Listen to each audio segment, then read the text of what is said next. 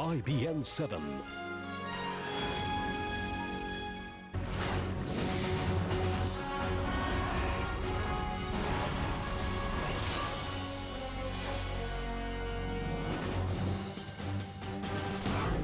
Cabinet ने दी भूमि अधिग्रहण bill को मंजूरी। 80% स्थानीय निवासियों से लेनी होगी मंजूरी।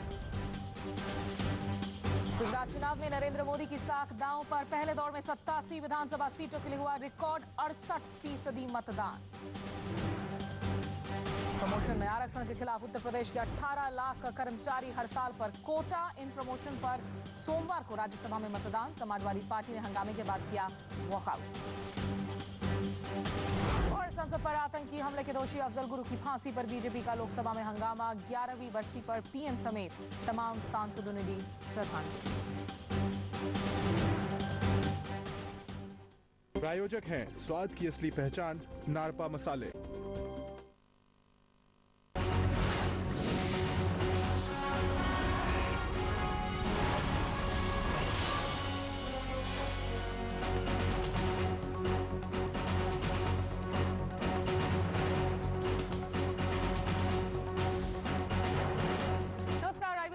सभी दर्शकों का स्वागत है। आपके साथ मैं स्मिता शर्मा हूं। एजेंडा में आज बात गुजरात के सत्तानों संघर्ष की। गुजरात विधानसभा के लिए पहले चरण में वोटरों ने जबरदस्त मतदान किया है। इस चरण में रिकॉर्ड 68% वोटिंग हुई है। पहले चरण के बाद बीजेपी, कांग्रेस और जीपीपी जीत के बड़े बड़े दावे कर रहे हैं। 17 दिसंबर को दूसरे चरण के मतदान के बाद 20 दिसंबर को वोटों की गिनती होगी और तभी दावों की हकीकत सामने आएगी। लेकिन पहले चरण में रिकॉर्ड वोटिंग ने कई सवाल खड़े कर दिए हैं। एजेंडा में आज बात इसी पर, क्या 68% का जबरदस्त मतदान सत्तारूढ़ मोदी सरकार के लिए कहीं खतरे की घंटी तो नहीं?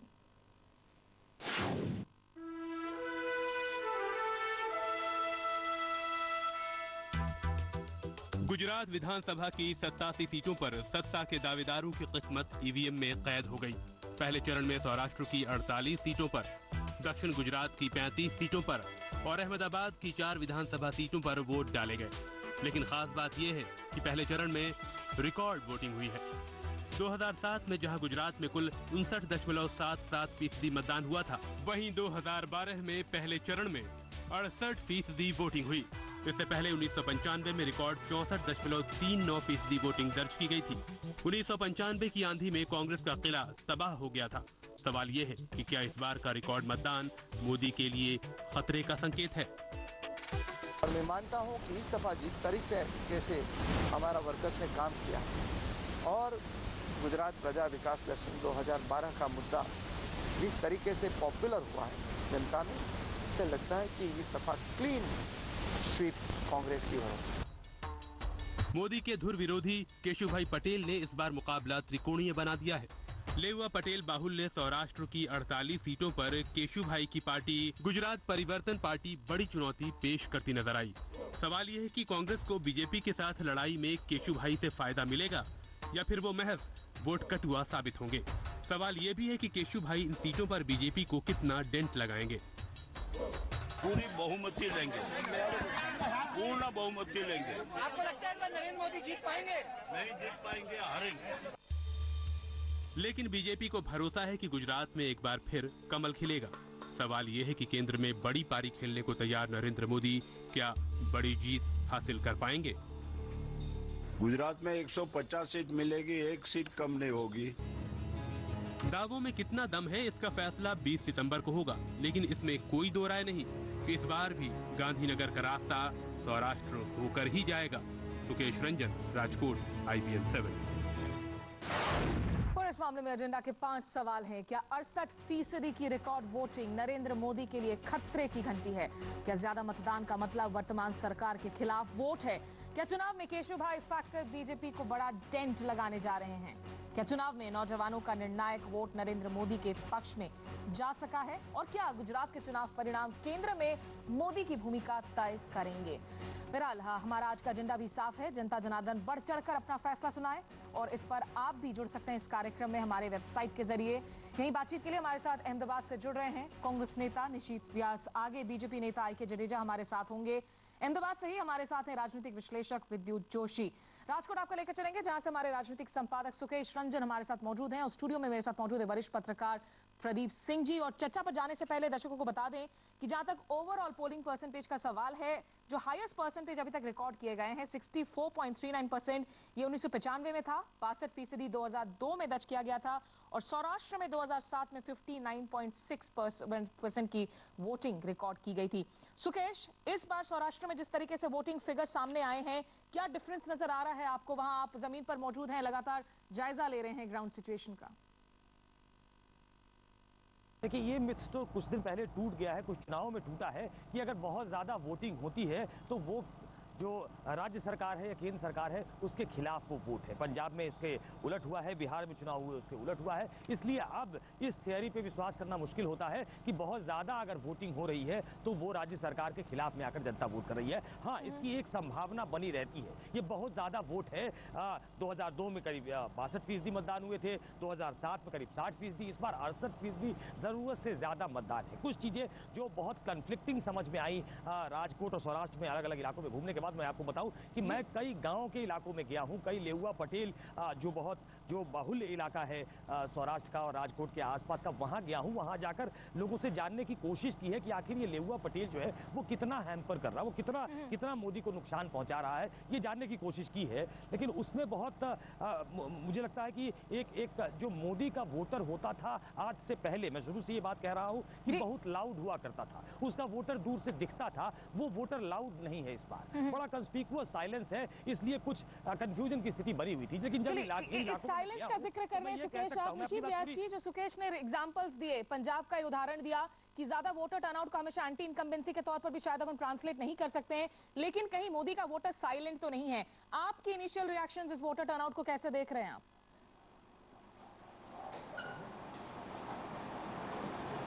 निशीथ व्यास जी, निशीथ जी को लगता है हमारी आवाज नहीं मिल रही है यहाँ पर। निशीथ जी, आप मुझे सुन पा रहे हैं? बिल्कुल। निशीथ जी, जो सुकेश रंजन जिस बात का जिक्र कर रहे हैं कि पंजाब में हमने हायर वोटर टर्नआउट होते देखा, लेकिन उसे एंटी इनकम्बेंट के तौर पर हम नहीं देख सकते हैं, कहीं नरेंद्र मोदी के जो वोटर्स हैं वो साइलेंट तो नहीं है? आपकी इनिशियल रिएक्शंस आज की इस वोटर टर्नआउट पर? देखो, ऐसा है कि हम इस गुजरात की जनता का बड़ा शुक्र अदा करना चाहते हैं कि जिस तरह से Mansa it was an litmus test, जो बाई इलेक्शन आखिर में गया, उस मानसा में 70% से भी ज्यादा मतदान हुआ था। तब हर कोई बोल रहा था कि ये मानसा भाजपा जीत रही है। जिस तरह से लोग उभरे, जिस तरह से मतदान हुआ, उस तरह से हर कोई आंकलन, आपका एग्जिट पोल और ये दुनिया भर का जो कोई भी ये पॉलिटिकल एनालिसिस करने वाले जनाब थे, वो हर कोई ने बोला था कि इसमें भाजपा जीत रही थी। आज उसका रिजल्ट आया तो हम कई 20,000 वोट से भी अधिक मानसा सीट हम जीत पाए।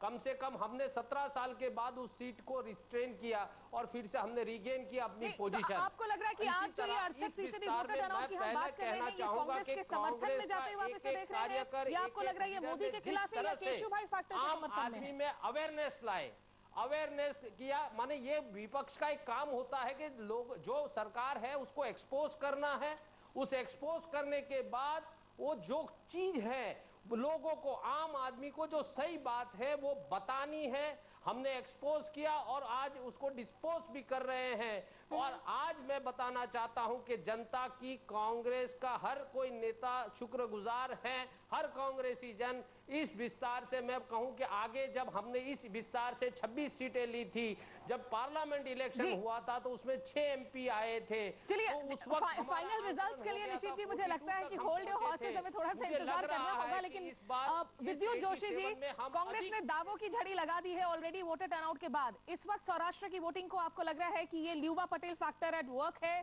केशुभाई का जादू चल रहा है वहां पर किसी तरीके से? क्या केशुभाई कांटा बनने जा रहे हैं नरेंद्र मोदी की हैट्रिक की रेस में? इस दफा का वोटिंग बड़ा कॉम्प्लिकेटेड है। इस तरह जनरल अनाउंसमेंट कुछ इसमें नहीं कर सकते हैं। 3 फैक्टर्स इसमें प्ले कर रहे हैं। पहला है लेहुआ पटेल का फैक्टर, जो नरेश पटेल ने कहा और केशुभाई पटेल आए, इसलिए लेहुआ पटेल पूरे जोश से आ गए हैं। दूसरा है शेड्यूल्ड कास्ट वोटर्स का फैक्टर्स। थानगढ़ की हत्या के बाद शेड्यूल्ड कास्ट वोटर्स ने रेजोल्यूशन किया कि हम लोग आगे जाएंगे और बड़े चाव से वोट करेंगे।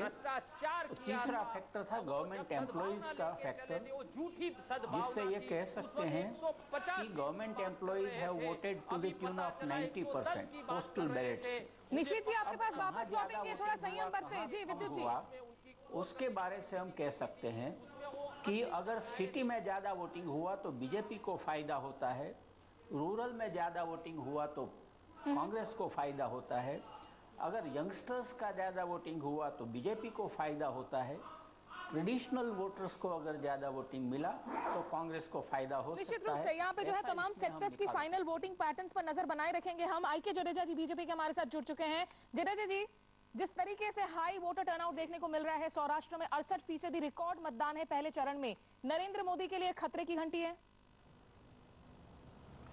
बिल्कुल नहीं है। जो मतदान की पैटर्न है वो हर एक साल के मुताबिक है और मतदान जरूर ज्यादा हुआ है।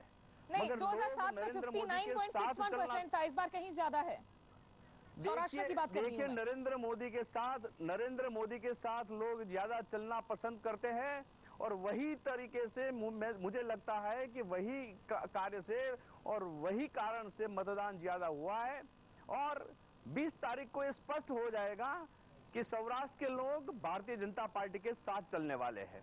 नहीं, अगर आपको लग रहा है कि नरेंद्र मोदी के साथ हैं ये लोग, तो ये बार बार सौराष्ट्र में जो है कहीं ना कहीं जो रूरल वोट्स हैं वो बहुत नाराज नजर आ रहे हैं। लगातार जो आपके दावे किए गए हैं डेवलपमेंट को लेकर, वो सौराष्ट्र में सही मायनों में ट्रांसलेट होते हुए नजर नहीं आए हैं।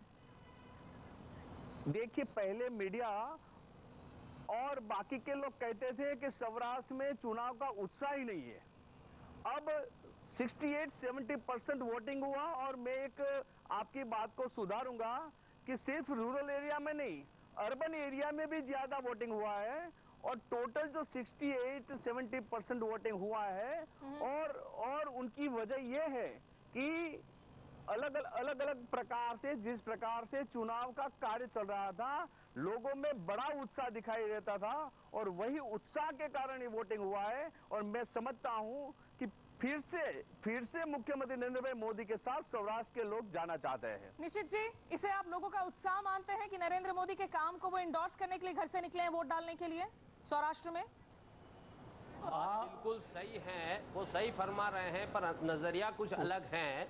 क्योंकि ऐसा है कि जिस तरह से उन्होंने काम किया, जिस तरह से बेरोजगारी का बढ़ोतरी हुई, जिस तरह से आम आदमी एक एक छोटी छोटी चीज में परेशानी महसूस करने लगा, अगर वो जो एरिया है सौराष्ट्र में, उसमें कोई विकास हुआ ही नहीं, कोई ऐसी इंडस्ट्री आई नहीं जो ताकि रोजगारी बढ़ सके।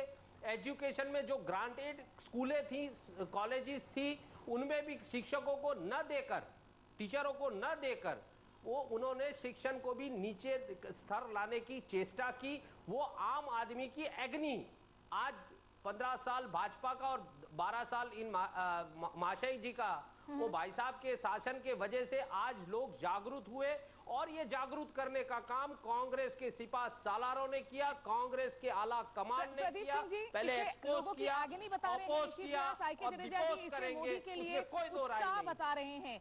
केशव भाई पटेल फैक्टर अपने आप में किन दावों के साथ इस एरिया में काम कर रहा है, किस तरीके से काम कर रहा है? देखिए स्मिता, आप केशव भाई पटेल का ये देखिए कि उनका पूरे गुजरात में एक कद है, उनका एक सम्मान है। बड़े नेता रहे हैं, लेकिन बीजेपी के बड़े नेता रहे हैं। आप बीजेपी से निकलने वाले बड़े नेताओं में की गिनती कर लें, वो चाहे शंकर सिंह वाघेला हो, कल्याण सिंह हो, उमा भारती हो, सबका क्या हश्र हुआ ये इतिहास हमको बताता है। चुनाव नतीजे के बाद केशव भाई पटेल के बारे में भी पता चल जाएगा। लेकिन केशव भाई पटेल को 2001 में मुख्यमंत्री पद से बीजेपी ने हटाकर नरेंद्र मोदी को बनाया था। अगर लेउआ पटेलों में उनके प्रति संवेदना, सहानुभूति थी और नाराजगी हो सकती थी, तो सबसे ज्यादा उस समय होनी चाहिए थी। ऐसा नहीं हुआ। 2002 में नहीं हुआ, 2007 में नहीं हुआ। 2007 में भी केशव भाई पटेल मोदी से नाराज थे, पार्टी के कैंपेन के लिए नहीं गए। तो अब इन 11 सालों में नरेंद्र मोदी ने ऐसा कोई काम नहीं किया है जिससे लेउआ पटेल या पटेल समुदाय उनसे विशेष रूप से नाराज हो जाए। एक दूसरा, ये चुनाव ये नहीं तय करने जा रहा है कि नतीजे से ये तय होगा कि केशुभाई पटेल मुख्यमंत्री बनेंगे या नरेंद्र मोदी बनेंगे।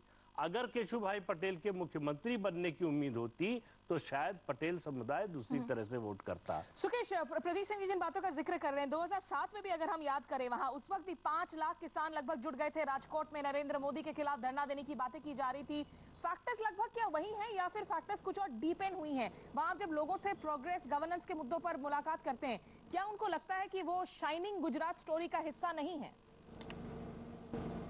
देखिए, मैं प्रदीप जी की बात को आगे बढ़ाता हूं। 2002 की बात वो कर रहे हैं। 2002 में स्थिति दूसरी थी। 2002 में चार्ज एटमॉस्फेयर था, उसमें चुनाव हुआ। 2007 में वो खुमार खत्म नहीं हुआ था, मौत का सौदागर जैसा जुमला इस्तेमाल किया गया था, इसलिए बड़ा इमोटिव हो गया था चुनाव। 2002 और 2007 की बात छोड़ दीजिए। 2012 में जो चीजें साफ तौर पे समझ में आती है और ग्राउंड पे दिखती है कि मोदी का वोटर उस तरीके से रिएक्ट नहीं करता है जिस तरीके से 2002 और 2007 में करता था। लेकिन मैं एक साफ तौर पे कह सकता हूं कि वो मोदी को हटाने के लिए या भाजपा को हटाने के लिए कोई अंडर करंट हो, ये हमें देखने को नहीं मिला। अब ये जो वोटर है वो क्या कांग्रेस ने इस बार जो अपनी स्ट्रैटेजी बदली है, कांग्रेस में बहुत स्ट्रैटेजी के साथ खेली है। कांग्रेस हमेशा सॉफ्ट हिंदुत्व में फंस जाती थी। कांग्रेस हमेशा डेवलपमेंट के प्लान को पीछे रखती थी, सॉफ्ट हिंदुत्व के चक्कर में वो फंसकर पीछे रह जाती थी। इस बार चूंकि उसने डेवलपमेंट को आगे रखा, उसने किसी चेहरे को सामने आगे नहीं रखा, मोदी के स्टैचर का नेता उनके पास नहीं था, इसलिए मोदी के सामने उन्होंने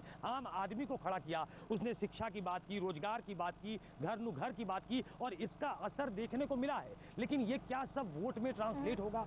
क्या वो साइलेंट वोटर जो है, जो नरेंद्र मोदी के लिए इस तरीके से खुल के नहीं बोल रहा, क्या वो कांग्रेस का वोटर है? ये मानने में थोड़ी दिक्कत मुझे लगती है, क्योंकि गांव के अगर आप कह रहे हैं कि नरेंद्र मोदी के खिलाफ है इन इलाकों में, क्या ये सही मायने में कांग्रेस के लिए कंसोलिडेटेड हो पा रहा है यहाँ पर, या फिर कांग्रेस क्योंकि एक कंफ्यूज कैंपेन के साथ भी शायद नजर आई है ना? आपने सेक्युलरिज्म के मुद्दे को पूरी तरीके से उठाया है, आपके बड़े बड़े जो केंद्र के सितारे हैं वो टेल एंडर बनकर गए हैं कैंपेनिंग करने के लिए राज्य में, लोकल लेवल का कोई बड़ा चेहरा आपके पास नहीं है। कहीं कांग्रेस की कंफ्यूज तो नहीं थी कैंपेनिंग जिसकी वजह से आप शायद इसे कंसोलिडेट ना कर सके अगर मोदी के खिलाफ कोई गुस्सा है जमीन पर? तो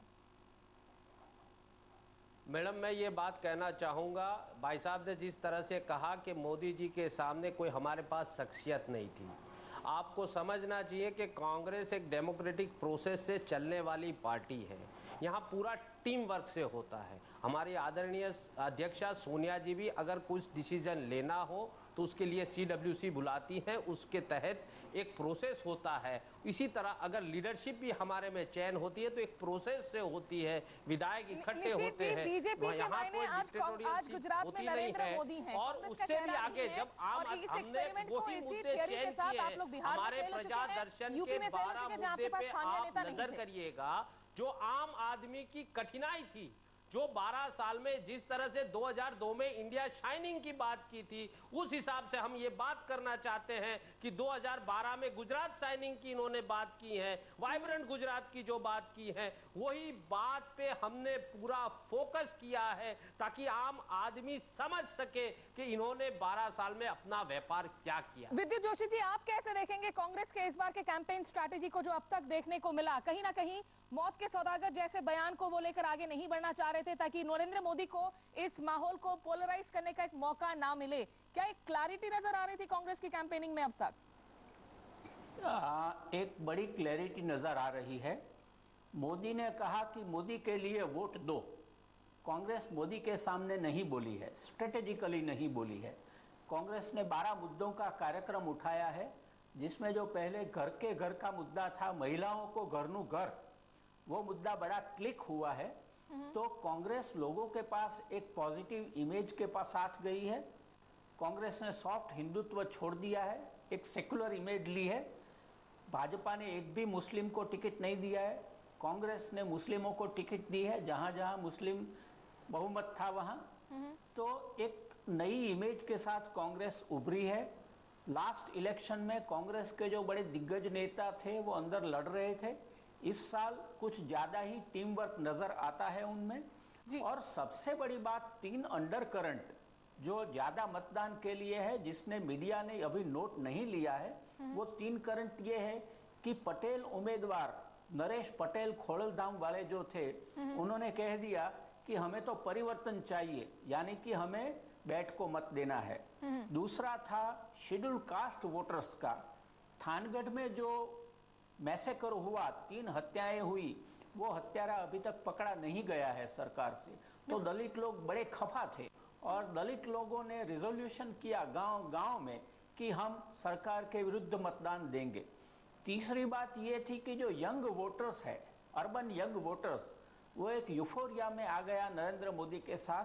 तो अगर मतदान के डिटेल्ड आंकड़े ये कहते हैं कि यंग वोटर, अर्बन वोटर ज्यादा है, तो वो बीजेपी को फायदा करेगा। अगर रूरल वोटर ज्यादा है, यहाँ पर जडेजा जी, क्या ग्राउंड सिचुएशन पर एक नर्वस जिटरीनेस है आज नरेंद्र मोदी के खेमे में? शायद यही वजह है कि हमने चुनाव के एन मोमेंट पर देखा कि वो कहीं ना कहीं इस बात को लेकर कुछ तो जिटरी है कि पोलराइज नहीं कर पाए हैं इस मौके को। कभी अहमद पटेल को मियां अहमद पटेल के नाम से बुला रहे हैं, कभी सर्करी के मुद्दे पर चिट्ठी लिख देना प्रधानमंत्री को। ये एक जिटरीनेस के साइंस हैं कि नहीं?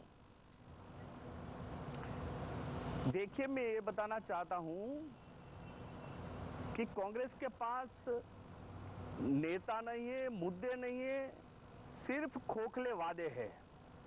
और गुजरात के लोग ये जान गए कि कांग्रेस के पास वादे के अलावा कुछ नहीं है। और वही वजह से 1990 से 22 साल से गुजरात से कांग्रेस को विदाई दे दी है। चलिए, कांग्रेस के पास नहीं है, लेकिन बीजेपी के पास, अगर आपके पास आपकी गवर्नेंस प्लान है, डेवलपमेंट है, 3D टेक्नोलॉजी, प्रचार और तमाम ऐसे मुद्दों को लेकर लास्ट मिनट पर आगे आना, ये क्या दर्शाता है? जो मैंने उन लोगों को शांति से सुना है, आप मुझे सुन लीजिए।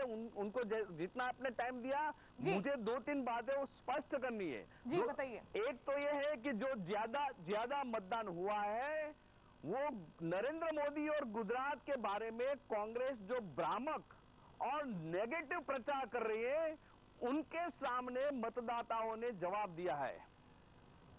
और तीसरी बात यह है कि अहमद भाई को अहमद मियां ये अच्छा नाम है, ऐसा कोई नहीं है। मुस्लिम को घर में भी मियां बोल के उनकी पत्नी भी बुलाती है, बाकी के लोग भी बुलाते हैं। तो अहमद भाई को अगर नरेंद्र मोदी अहमद मियां बोले, गुजरात के संदर्भ में आप अहमद पटेल को नरेंद्र भाई मोदी को अहमद मियां बोले और अहमद भाई सुल्तान बोले। आप जो बोल रहे हैं वो भारतीय संस्कृति नहीं है। अपने आप को संस्कृति के रखवाल कहने वाले वो जो बता रहे हो किसी को घर में क्या बोलते हैं, तो मोदी समाज को भी क्या बोलते हैं हम जानते हैं। आप क्या सिखाएंगे? गुजरात के लोगों ने आपको सबक सिखा दिया है। और आज जो मतदान हुआ है, नहीं, ये बार आपको पूरा सूट के साथ मिलेगा जनाब। सिखाएगा कि क्या हमें वो बोलना आता है, भ्रामक प्रचार की नीति क्या हमारे है। राष्ट्रीय नेता के लिए बोले हो। सुना ना जडेजा जी, पहले कैंपेन के एंड में जिस तरीके से हमने देखा इरफान पठान को रैली में शामिल करना, जबकि आप एक भी मुस्लिम फेस को टिकट नहीं देते, अहमद पटेल के मुद्दे को उठाना, सर्करी के मुद्दे पर अचानक से आउट ऑफ द ब्लू एक चिट्ठी लिख देना प्रधानमंत्री को कि आप पाकिस्तान को सेल आउट कर रहे हैं, एक नर्वस जिटरीनेस है क्या नरेंद्र मोदी के खेमे में? मैंने उनको शांति से सुना था। उनको जो जवाब देना है वो दे, मगर मुझे सुनना चाहिए। यही मेरी राय है। मैं ये कहता हूं कि अहमद भाई को अगर अहमद मियां बोले और अहमद भाई सुल्तान बोले तो संस्कृति की बात कांग्रेस को सौंपती नहीं है। और दूसरी बात यह है, सर क्रिक का मुद्दा, हमारे डॉक्टर मनमोहन सिंह अरे आप राष्ट्रीय नेता को भाई साहब हमारे राष्ट्रीय नेता पे कतई ही अपने अल्फाज को जरा लगाम दें। आपके राष्ट्रीय नेता आप पहले लगाम उनको बोलो, वो सुल्तान बोल सकते हैं और नरेंद्र मोदी अहमद मियां नहीं बोल सकते। क्यों नहीं बोल सकते? आप क्या बोले? सुल्तान आपने की है। आप संस्कृति की क्या बात सिखाएंगे? आप दोनों को यहाँ रोकना चाहूंगी, यहाँ प्रदीप सिंह जी को मैं जोड़ना चाहूंगी। प्रदीप सिंह जी, जिस तरीके से हमने नरेंद्र मोदी के इस पूरे प्रचार को देखा है, 3D इमेजेस, टेक्नोलॉजी पर पैसे खर्च, तमाम तरीके से जो है कोशिश की जा रही है कि वो लोगों तक पहुंच सके। क्या नरेंद्र मोदी कहीं कंप्लेसेंट हो गए हैं अपनी गवर्नेंस को लेकर? 2014 पर चूंकि नजरें हैं, इसलिए उसकी ओर काम कर रहे हैं। ये लास्ट मिनट पर इस तरीके के मुद्दों को उठाना एक पोलराइज मुद्दे का नहीं होना राज्य में, क्या कहीं कहीं कोई चिंता की बात हो सकती है? देखिए, एक समस्या तो आती है जब दो टीमें लड़ रही हों और एक टीम बहुत ताकतवर हो, दूसरी बहुत कमजोर हो, तो ये नजर आता है कि जो ताकतवर टीम है वो कंप्लेसेंट हो गई है, क्योंकि उस तरह का एफर्ट, जैसा आपका विरोध होगा उतनी ही ताकत से आप बोलेंगे, आपके ऊपर जितना हमला होगा उतनी ताकत से जवाब देंगे। इस बार कांग्रेस का आप देखिए पूरा कैंपेन बहुत ही सॉफ्ट कैंपेन रहा है। उन्होंने 2 चुनावों में 2002 और 2007 में तय किया कि मोदी पर हमला करना है, गुजरात दंगे की बात उठानी है, मोदी की सांप्रदायिकता पर हमला करना है, और उन्होंने देखा कि उसका उल्टा नतीजा आया। तो इस बार तय किया कि मोदी का नाम ही नहीं लेंगे। तो आप एक राज्य में चुनाव लड़ने जा रहे हैं, वहां आपके पास राज्य का स्तर का कोई नेता नहीं है, आपके राष्ट्रीय नेताओं को वो दोनों भूमिका निभानी है, राज्य में भी विरोध पक्ष दिखाना है और केंद्रीय स्तर पर भी। आप गवर्नेंस की बात करते हैं तो आपके पास कोई राज्य सरकार ऐसी नहीं है जिसको आप मॉडल के रूप में पेश कर सकें कि देखिए विकास इस तरह का होता है, मोदी जो कर रहे हैं वो नहीं है। अगर आप बात करना चाहें तो आप नीतीश कुमार की कर सकते हैं, नवीन पटनायक की कर सकते हैं, लेकिन उनकी बात कहने पर आपकी का पक्ष और कमजोर होता है। भ्रष्टाचार की बात करते हैं तो केंद्र सरकार का भ्रष्टाचार इतना बड़ा हो चुका है कि उसके सामने बाकी भ्रष्टाचार छोटे लगते हैं। तो कांग्रेस के पास इस तरह का पॉजिटिव न तो कोई मुद्दा है, न नेतृत्व है स्थानीय स्तर पर, और नरेंद्र मोदी से सीधे टकराना भी नहीं चाहती।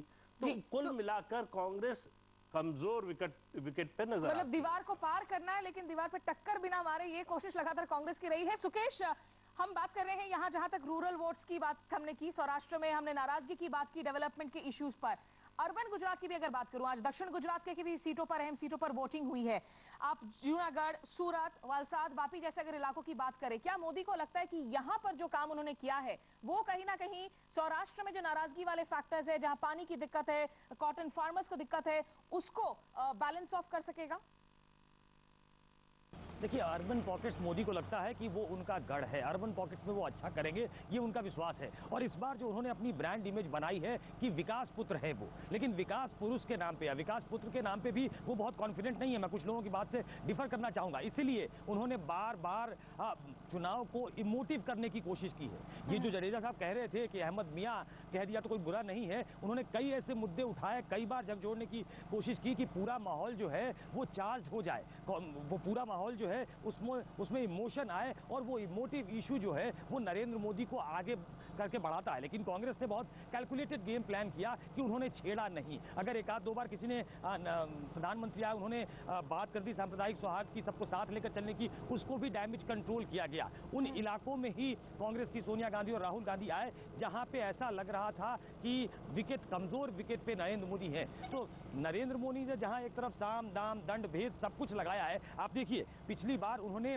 बेरहमी से लोगों के टिकट काटे थे, इस बार उन्होंने टिकट नहीं काटा है, क्योंकि उन्हें लगा कि जिसका टिकट मैं काटूंगा अगर वो केशुभाई पटेल से मिल जाता है तो वो मुझे नुकसान करेगा। कई बार कई चीजें ऐसी हुई है इस बार नरेंद्र मोदी के साथ जो नरेंद्र मोदी के स्टाइल ऑफ फंक्शनिंग से मैच नहीं करती हैं, उनको समझौते करने पड़े हैं। उन्हें टिकट आसानी से नहीं काट सके जडेजा जी आप लोग, केशुभाई पटेल फैक्टर निश्चित रूप से आप लोगों को परेशान किए जा रहा है इस पूरे इलेक्शन में।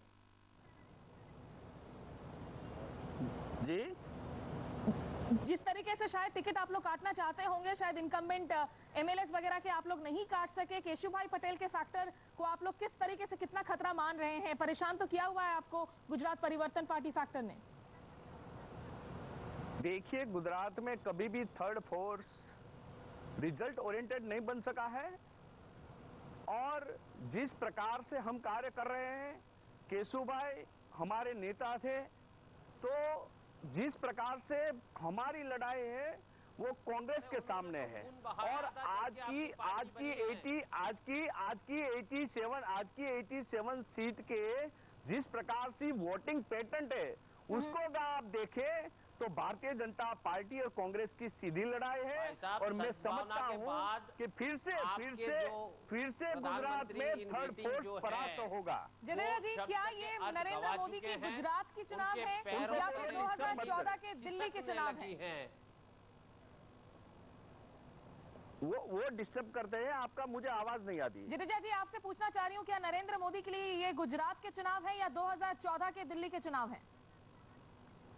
देखिए, भारतीय जनता पार्टी 2012 गुजरात की असेंबली के चुनाव में अभी लगी हुई है, और हमारा कार्य है हमारी संकल्प है कि 2012 में गुजरात में मुख्यमंत्री नरेंद्र मोदी फिर से मुख्यमंत्री बने और भाजपा की सरकार बने, और 182 सीट में हम अभी लक्ष्य लगा के वही काम कर रहे हैं जो अगले आने वाले दिनों में 20 तारीख को निश्चित तौर पे भारतीय जनता पार्टी की सरकार फिर से बने। निश्चित व्यास जी, जहां जितने भी सर्वेक्षणों का सवाल है, हर सर्वेक्षण ने यही कहा है कि मोदी हैट्रिक कर रहे हैं, इसमें कोई शक नहीं है। कांग्रेस की कितनी उम्मीदें हैं यहाँ पर गुजरात परिवर्तन पार्टी फैक्टर से कि कितने हद तक वो सेंध लगा सकेंगे ताकि एक डिक्रीज नंबर को आप लोग अपने विक्ट्री के तौर पर पेश कर सके? देखो मैडम, ऐसा होता है कि जब कैंडिडेट उस एरिया में जाके देखे कि कौन कास्ट का फैक्टर है और क्या उसका स्ट्रेचर है और कौन सा पॉकेट वो जो जीपीपी है या कांग्रेस कौन सा ले रही है या भाजपा को कौन सा कट रहा है या भाजपा को कौन सा जा रहा है, उसके बिना कुछ कह देना कि आज उनकी सरकार बनती है, ये तो मुंगेरीलाल के हसीन सपने वाली कहानी है।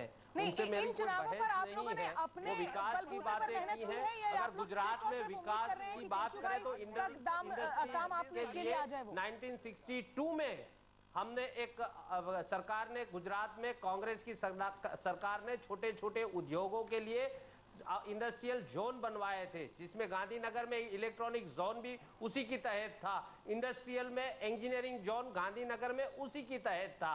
1988 की बात करूं तो उस वक्त 18,028 में से मेरे पास जो जानकारी है उसके हिसाब से 17,920 गांव में तो बिजली पहुंच गई थी। तो पहले से ही कांग्रेस कुछ अधिक आगे सोचकर इस गुजरात का डेवलपमेंट किया है और उसकी अगर श्रेय जाए तो कांग्रेस के साथ साथ गुजरात की उस दिन की भी जनता और आज की जनता का पूरा हक है उस डेवलपमेंट में, क्योंकि गुजराती होने के नाते मैं कह सकता हूं कि वो हर बार पॉजिटिव थिंकर होते हैं, कुछ आ जाते हैं ऐसे होते माँ वैसे भी होते हैं, वैसा तो होता ही रहता है समाज में, तो कुछ नेगेटिव थॉट वाले कुछ बीच में आ जोशी जी, इन चुनावों को आप कैसे देखेंगे? क्योंकि अगर हर सर्वेक्षण यही कह रहा है कि नरेंद्र मोदी की जीत होगी, लेकिन जीत कितने सीटों से होती है, सीट घटते हैं या बढ़ते हैं, क्या यही तय करेगा कि 2014 में अब नरेंद्र मोदी किस तरीके से दिल्ली की ओर बढ़ते हैं? देखिए, ये जो सेफोलॉजिकल सर्वेज हुए हैं उसकी सबसे बड़ी लिमिटेशन ये है कि ज्यादातर अर्बन यंग वोटर्स में गए हुए हैं। अगर रियलिटी देखें तो आईबी ने कहा है कि आपकी 100 से ज्यादा सीट नहीं आती है, इंटेलिजेंस ब्यूरो ने गवर्नमेंट को कहा है कि आपकी 100 से ज्यादा सीट नहीं आती है। जो बैटिंग लेने वाले लोग हैं, सट्टा बैटिंग वालों ने, उन्होंने 2 दिन से भाजपा की सीट को 100 का 1 रुपया तय कर दिया है, यानी कि भाजपा की 100 सीट आती है, 100 प्लस 5 माइनस प्लस हो सकता है। तो ये तो कोई बात नहीं हुई कि 125 वाली बात हुई, ये तो गलत बात है। कोई सर्वे वाला आज ये बात नहीं कहेगा, कोई सेफोलॉजिस्ट आज ये बात नहीं कहेगा, and we know that surveys are sponsored surveys, तो वो तो ये बात मानती नहीं है। हाँ, भाजपा को बहुमत आ रहा है, वो बैटिंग वाले भी कहते हैं, वो आईबी भी कहती है, और दोनों पार्टियों ने अपना अपना सर्वे जो किया है उसमें भी ये बात निकलती है कि भाजपा को थोड़ा बहुमत आ रहा है, मगर 125 वाला बहुमत आ रहा है, ये तो सरासर गलत बात है। जडेजा जी, अगर 100 से नंबर घट जाते हैं, क्या ये निश्चित रूप से भले ही आप टेक्निकली तो चुनाव जीत जाएं, लेकिन नरेंद्र मोदी के लिए कहीं ना कहीं उनकी इमेज को एक डेंट होगा? देखिए, पहले तो ये लोग कह रहे थे कि सौराष्ट्र में मतदाताओं का कुछ उत्साह ही नहीं है। आज जिस प्रकार से नरेंद्र मोदी के लिए मतदान हुआ है, भाजपा के लिए मतदान हुआ है, तो मैं समझता हूं कि जो हमारी सीटें गुजरात में थी उससे और सीट बढ़ने वाली है, और दूसरा चरण का मतदान अभी बाकी है। जिस प्रकार से आज गुजरात ने लोगों ने, सौराष्ट्र और दक्षिणी गुजरात ने गुजरात को बदनाम करने वाले के प्रति जिस प्रकार से रोष व्यक्त किया है लोकशाही पद्धति से, अगले आने वाले दिनों में भी मतदान करके अवश्य जितनी भी सीटें हमारी है उससे ज्यादा सीट के साथ अगले आने वाले दिनों में सीटों का दावा करने में जो कोई नेता पीछे नहीं रहता टीवी स्क्रीन पर। लेकिन प्रदीप सिंह जी, रियली ये जो चुनाव है ये मोदी की जीत के बारे में नहीं है, बल्कि जीत के लिमिट्स के बारे में है कि उनकी सीटें घटती हैं बढ़ती हैं, क्योंकि ये आगे से यहाँ उनका ब्लू जो मैप है वो तैयार करने वाली है दिल्ली के लिए रास्ते का। बिल्कुल स्मिता, आप देखिए सरकार तो अगर 92 सीटें आ गई तब भी बन जाएगी।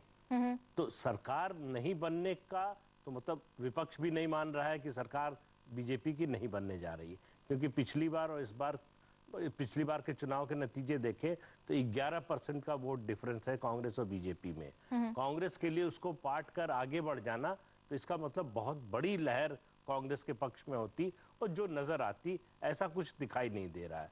अब मोदी के लिए व्यक्तिगत प्रतिष्ठा का सवाल है कि सीटें बढ़े कि घटें। उनको दिल्ली जाना है, उनको अपनी पार्टी के अंदर लोगों, जो आलोचक हैं उनके विरोधी हैं, उनको शांत करना है, और पार्टी से बाहर जो विरोधी हैं उनको तो करना ही है। तो अगर उनकी सीटें घटती हैं तो सवाल उठेंगे, चर्चा होगी कि क्या नरेंद्र मोदी की पकड़ वैसी ही है। जब गुजरात में उनका असर कम हो रहा है तो उनको राष्ट्रीय स्तर पर लॉन्च करने के बारे में उनके दावे को कैसे स्वीकार किया जाए? सुकेश, क्या ये एक मौका होगा खुद आरएसएस के अंदर में भी शायद उन क्रिटिक्स को जिन्हें कहीं ना कहीं ऐसा लगने लगा था कि जो व्यक्ति से पक्ष महान और पक्ष से देश महान वाली बात को नरेंद्र मोदी पीछे कर रहे हैं?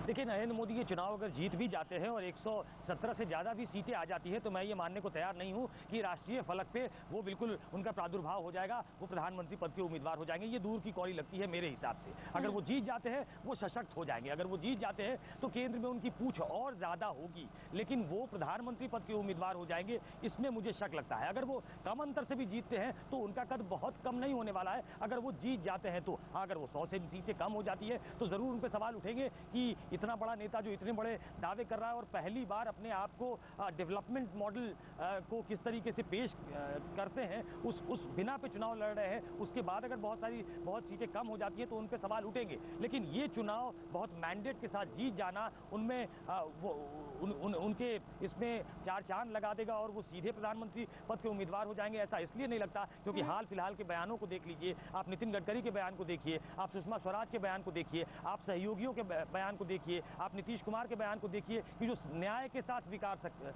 कर सके, जो सबको साथ लेकर चल सके। और दूसरा बयान सुषमा स्वराज और नितिन गडकरी का कि हम किसी को प्रोजेक्ट नहीं करेंगे। ये एक मानस बीजेपी के अंदर बन रहा है जो ये कहता है कि किसी को प्रोजेक्ट न किया जाए। इस पर कोई आखिरी फैसला नहीं हुआ है, लेकिन ये मानस एक बनने लगा है बीजेपी के अंदर। तो बहुत ज्यादा हम उसको बहुत ज्यादा सुकेश, अभी ना आखिरी फैसला हुआ है ना, अभी सेकंड चरण के चुनाव जो है वो भी पूरे हुए। लेकिन निशित व्यास जी, कांग्रेस क्या आज नरेंद्र मोदी फैक्टर से खौफजदा है गुजरात के अंदर? आपके भी अपने हैट्रिक सीएम्स हैं, तरुण गोगोई हैं या शीला दीक्षित हैं, लेकिन जिस तरीके से नरेंद्र मोदी का कद है गुजरात में, क्या आज के सौराष्ट्र की वोटर टर्नआउट को देखकर आपको लगता है कि अगर उनकी सीटें घट जाती हैं वो आपके लिए इनफ कंसोलेशन प्राइज होगा?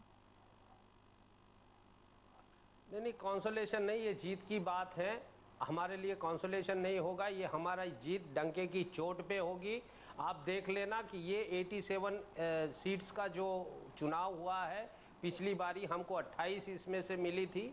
2009 में उसमें सुधार हुआ था और 2012 में इससे अधिक सुधार होगा। उसमें कोई दो राय नहीं है, क्योंकि लोगों को पता चला है डेवलपमेंट के नाम पे जो मॉडल उन्होंने बनाया है। नहीं निशित जी, जो सीटें हम कह रहे हैं कि अगर वो केशुभाई पटेल को मिलती हैं, क्या वो आकर कांग्रेस के साथ खड़े होंगे? देखो, ऐसा है, वो तो चुनाव के बाद हमारी पार्टी तय करेगी। पार्टी में डेमोक्रेटिक प्रोसेस से तय होता है, कोई मेरे कहने से या कोई एक लीडर से कतई कोई डिसीजन हमारे में कतई हुआ नहीं है, क्योंकि हम पहले भी आगे भी बोल चुका हूं कि एक डेमोक्रेटिक प्रोसेस से हम चलने वाले लोग हैं। और ये बात जो डेवलपमेंट की बात उन्होंने की थी वो बिल्कुल विफल गई है, विनाश हुआ है, विकास नहीं हुआ है। वो आम जनता ने देख लिया है और आम जनता जिस तरह से उभर पड़ी है, हम ऋणी हैं उन जनता के, क्योंकि उन्होंने सही मायने में वो बटन दबा के पंजे को वोट दिया है। हम तहे दिल से उनकी शुक्रिया अदा करना जडेजा जी पूरी तरीके से कॉन्फिडेंट है निशित व्यास जी की ये पंजे के लिए वोट पड़ा है। गुजरात के फिगर्स की अगर हम बात करें, जब से नरेंद्र मोदी मुख्यमंत्री बने हैं, पिछले एक दशक में गुजरात की जीडीपी 8.2% रही है, 4th फास्टेस्ट ग्रोइंग स्टेट रही है। लेकिन माइनॉरिटी इंक्लूजन के मुद्दे पर, और हम सिर्फ मुसलमानों की बात नहीं कर रहे हैं, SC/ST की बात कर रहे हैं, जो फिगर्स हैं उसमें उससे शायद बहुत ज्यादा बेहतर स्टेट बिहार को माना जाता है। इंक्लूसिवनेस की कमी रही है नरेंद्र मोदी के इस पूरे शासनकाल के दौरान? देखिए, कांग्रेस का भ्रम 20 तारीख को खत्म हो जाएगा नरेंद्र मोदी फिर से गुजरात की शासन धुरा संभालने वाले हैं और चाहे माइनॉरिटी या मेजोरिटी, भारतीय जनता पार्टी ने, नरेंद्र मोदी ने 2001 से 6 करोड़ गुजरातियों की बात की है। और गुजरात के विकास के बारे में अभी मेरे मित्रों ने बताया कि जिस प्रकार से कांग्रेस के पास उनके कोई भी प्रांत में किसी प्रकार की कोई रोल मॉडल योजना नहीं है, और गुजरात की योजनाओं को केंद्र सरकार ने अनेक प्रशंसा किया हुआ है। मेरे मित्र ने अभी थोड़े टाइम पहले निशित जी ने बताया रोजगारी की बात, तो मैं ये बताना चाहता हूं कि पूरे देश में सबसे ज्यादा रोजगार अगर किसी ने दिया है और बेरोजगार कम है, ये कहने वाले भारतीय जनता पार्टी के लोग नहीं है, ये कहने वाले केंद्र सरकार के श्रम और मंत्रालय विभाग के आंकड़े हैं। चलिए, स्टैटिस्टिक्स पर जिन लोगों ने भरोसा किया है, देने का काम गुजरात ने किया है। विद्युत जोशी जी, एक न्यूट्रल अंपायर के तौर पर संक्षेप में आखिरी कमेंट आपसे, आज के इस वोटर टर्नआउट को देखते हुए आपको लगता है नरेंद्र मोदी थोड़ी चैन की नींद और ज्यादा सोएंगे या चैन की नींद कुछ कम सोएंगे? नहीं, कुछ फर्क नहीं पड़ता है, क्योंकि गुजरात 50% अर्बन 50% रूरल में बटा हुआ है। अगर अर्बन वोटर्स ज्यादा टर्नआउट होते हैं तो वो नरेंद्र मोदी को फायदा करता है, रूरल वोटर, कास्ट वोटर्स ज्यादा टर्नआउट करते हैं तो वो कांग्रेस और जीपीपी को फायदा करता है। चलिए, यानी कि सेकंड इनिंग्स जो है अब निश्चित रूप से महत्वपूर्ण है, और ओवरऑल टर्नआउट रिकॉर्ड्स क्या होते हैं, नतीजे 20 दिसंबर को सामने आने हैं, जिस पर हम सबकी निगाहें बनी रहेंगी, जो गुजरात के साथ साथ नरेंद्र मोदी के लिए आगे का ब्लूप्रिंट भी निश्चित रूप से तैयार करेंगी। फिलहाल निशीत व्यास जी, आई के जडेजा, विद्युत जोशी, सुकेश रंजन और प्रदीप सिंह जी, बहुत बहुत शुक्रिया आपका एजेंडा में हमारे साथ जुड़ने के लिए। एजेंडा में वक्त एक ब्रेक का, लेकिन ब्रेक के बाद दर्शकों की राय, आपका क्या कहना है गुजरात के इस हाई वोटर टर्नआउट?